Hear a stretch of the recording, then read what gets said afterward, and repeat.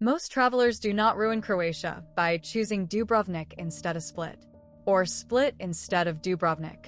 They ruin it by trying to force Dubrovnik, Split, Hvar, Plitvice Lakes, Krka, Zagreb, and too many islands into one short trip.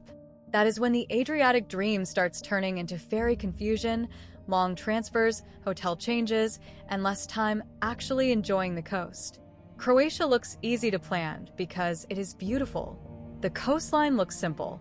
The islands look close. The old towns look like they all belong in the same route. But that is exactly why many first-time travelers underestimate it. Croatia is cinematic, but it is not automatic. It rewards route logic, not checklist travel. The first mistake is trying to see too many islands and coastal stops in one short trip. This is the big one. A few days in Dubrovnik, a quick move to Split, then Hvar, maybe Brac, maybe Korčula, maybe Plitvice Lakes, maybe Krka, maybe Zagreb if the map still looks possible. On paper, it feels exciting. In reality, it can break the rhythm of the trip. The Croatian islands are beautiful. The Adriatic coast is one of the best places to visit in Croatia. But every extra island adds timing, transport, luggage, and decisions. You are not just adding a beach. You are adding a ferry, a schedule, a transfer, a check-in, and sometimes a whole lost afternoon. For a first trip to Croatia, fewer coastal stops usually create a better experience. The second mistake is treating Dubrovnik as only a quick photo stop.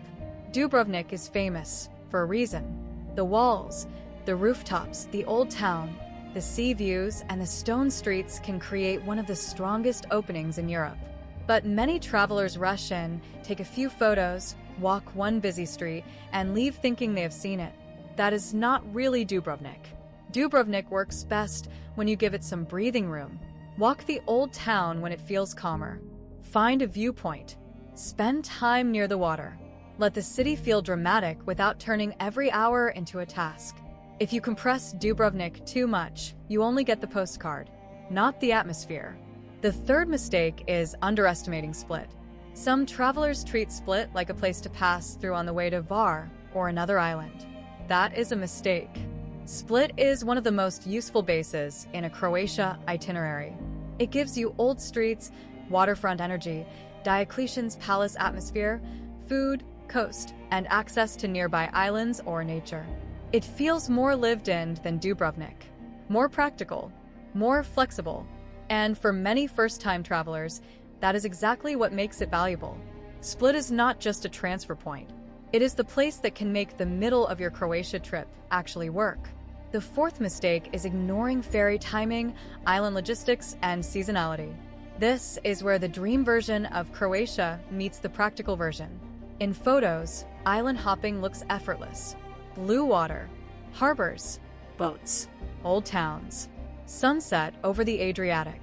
But real travel has timing. Ferries do not always fit your ideal plan.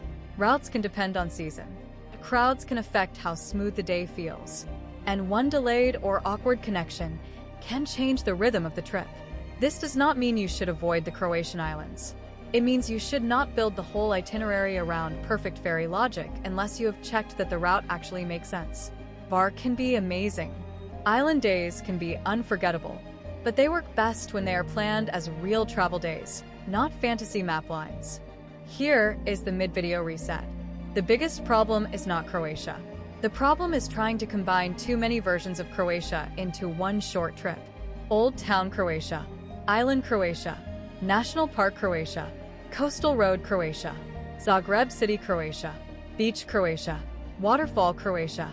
They are all desirable, but they do not all belong in the same first-week itinerary. The fifth mistake is trying to visit Hvar, multiple islands, and national parks too quickly. This is when a Croatia travel guide can become misleading if it only lists beautiful places. Hvar is beautiful. The islands are beautiful. Plitvice Lakes are beautiful. Krka is beautiful. Zagreb can be worth visiting. But if you try to combine all of them too fast, the trip becomes thinner. You see more names, but you feel fewer places. A smarter first trip might choose Dubrovnik, Split, one island experience, and one nature highlight. That already gives you old towns, coastline, islands, and waterfalls. You do not need every possible stop for Croatia to feel complete. The sixth mistake is forcing Plitvice Lakes and Krka into the same short itinerary. This one sounds tempting because both are famous. Plitvice Lakes offers lakes, waterfalls, forest paths, and one of Croatia's most iconic nature experiences. Krka can be easier to fit from Split and still gives you a strong nature day. But forcing both into a short coastal route can create too much movement. The question is not which one is objectively better. The question is which one fits your route. If Plitvice works naturally with your travel direction, it can be a major highlight. If Krka fits more smoothly from Split, it may protect the rhythm of the trip. The best choice is not always the most famous one. It is the one that makes the itinerary work. The seventh mistake is assuming Croatia is cheap everywhere. Croatia can still offer good value, but it is not automatically cheap in every place, every season, or every travel style. Dubrovnik can surprise travelers. Hvar can change the budget quickly. Coastal hotels can rise in popular periods. Waterfront restaurants, island stays, tours, and last-minute bookings can all add up. The mistake is not spending money. The mistake is spending without route logic. A cheaper hotel far from where you want to be may create extra transport and stress.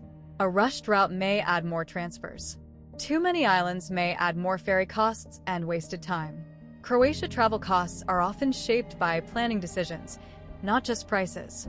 The eighth mistake is making travel days too full and leaving no buffer. A travel day is not empty space. Even when the distance looks simple, you still have luggage, check-out, transfers, waiting, arrival, check-in, and adjustment. Dubrovnik to Split is not just a line on a map. Split to Hvar is not just a pretty boat ride. A final day with ferries, airport travel, or a long transfer can become stressful if you leave no margin.